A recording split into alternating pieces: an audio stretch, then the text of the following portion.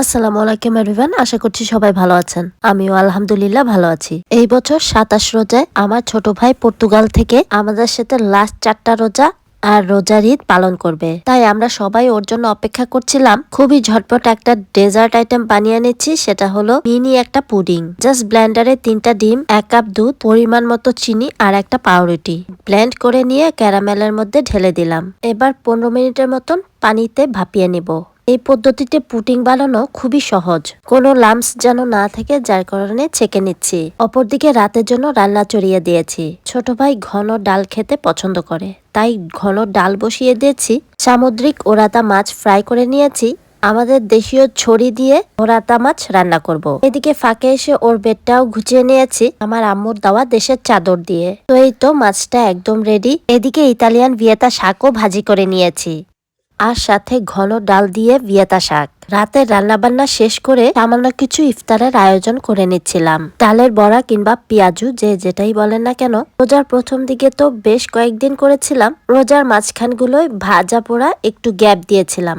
গরম ভাতের সাথে পেঁয়াজু খেতেও কিন্তু ভারী মজার। এইদিকে পুডিংটাও তৈরি হয়ে গিয়েছে। একদম মিনি একটা পুডিং করেছিলাম। রাতের জন্য আরেকটা আইটেম করেছিলাম, সেটা হলো টমেটোর ভর্তা। তো আমার রান্না বান্না মোটামুটি শেষ হয়ে গিয়েছে। এদিকে ভাইয়ের আসার অপেক্ষা করছি আমরা সবাই। দুপুর ২টায় পর্তুগাল থেকে ইতালিতে ওর ফ্লাইট নামার কথা, আর বাসায় আসতে আসতে প্রায় বিকেল ৪:৩০টার মতো বেজেছে। আমার মেয়ে সারা বারবার বলছিল মামা কখন আসবে। সাহির একটু অসুস্থ ছিল, তাই ওকে স্কুলে পাঠায়নি আজ। আর মেয়েটা স্কুল থেকে এসেই অপেক্ষা করছে ওর মামার জন্য। ফাইনালি আমার ভাই চলে এসেছে, আর বাচ্চাদের জন্য কিছু গিফট নিয়ে এসেছে। তো গিফট গুলো বাচ্চাদের সবাইকে দিচ্ছিল। আমার মেয়ে একটু লজ্জা পায়, তবে একটু টাইম গেলে আবার অ্যাডজাস্ট হয়ে যায়। ওর জন্য সুন্দর কিউট এই ব্যাগটা নিয়ে এসেছে, তার সাথে বেশ কয়েকটা চকলেট নিয়ে এসেছে।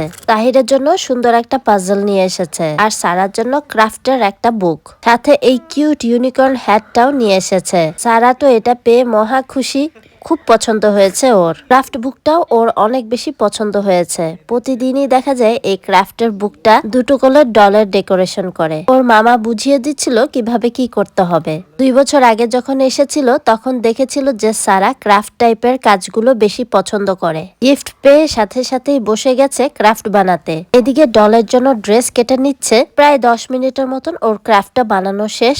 বানিয়েই ঝট করে ওর মামাকে দেখিয়ে দিচ্ছে যে আমি বানিয়ে ফেলেছি। বাচ্চারা দুজনই গিফট পেয়ে মহা খুশি। আর সাহিরও চেষ্টা করছিল ওর মামার সাথে কমিউনিকেট করার। যেহেতু এই বছর রোজার মধ্যে এসেছে, তাই ভাইকে সময় দেওয়া, ইফতার, রান্নাবান্না, বাচ্চাদের দেখা, সবকিছু মিলিয়ে অল্প কিছু ভিডিও ধারণ করেছি। ভাইকে সময় দেওয়া আর খাতির আপ্যায়ন করা সবচেয়ে বেশি ইম্পর্টেন্ট। যাই হোক, ভাইকে নিয়ে এদিকে আমরা ইফতার করতে বসে গিয়েছি। ইফতার শেষে ভারী কিছু খাবার ছিল, যেমন নিহারি, সেটার ভিডিও ধারণ করে নি। ইফতারি শেষে নামাজ টামাজ পড়ে কিছুক্ষণ রেস্ট করে সবাই মিলে একটু কফি খেলাম। তারপর ভাইকে নিয়ে ছোট্ট একটা স্মৃতি ধরে রাখার জন্য আর ওকে ওয়েলকাম করার জন্য ছোট্ট এই মিনি কেকটা কেটে আমাদের এই স্পেশাল দিনটাকে স্মরণীয় করার চেষ্টা। রোজার মাসে আর রোজার ঈদ ছোট ভাই যে আমাদের সাথে করতে পেরেছে, এটাই আমাদের কাছে অনেক সৌভাগ্যের। গত বছর আম্মুর সাথে রোজা আর কোরবানির ঈদ পালন করতে পেরেছিলাম, আর এই বছর আলহামদুলিল্লাহ ছোট ভাইয়ের সাথে। এতগুলা বছর কিন্তু একাই ঈদ পালন করেছি। প্রবাসে আমরা যারা পরিবার ছাড়া একা একা ঈদ পালন করি, আমরাই জানি, আমরাই বুঝি এর কষ্টটা কতটুকু। পরিবার দূরে থাকার কারণে আমরা মিছে আনন্দ করার চেষ্টা করি। পরিবার থাকলে ঈদের আনন্দটা দ্বিগুণ বেড়ে যায়। এবার চলেন দেখি সাহিরের প্রতিক্রিয়া। Happy birthday, Sahir. তালি দাও, তালি। এই স্যার এখানে এসো, তালি দাও। ওকে ওকে ওকে ওকে। তুমি একটু ধরো। To you, happy birthday to Sahir. Happy birthday to you. তোমার বার্থডে। আলহামদুলিল্লাহ ভাইয়ের সাথে লাস্ট 4টা রোজা কাটাতে পারলাম। সবাই ভালো থাকবেন, আমাদের দোয়ায় রাখবেন। আল্লাহ হাফেজ, আসসালামু আলাইকুম। Thanks for watching.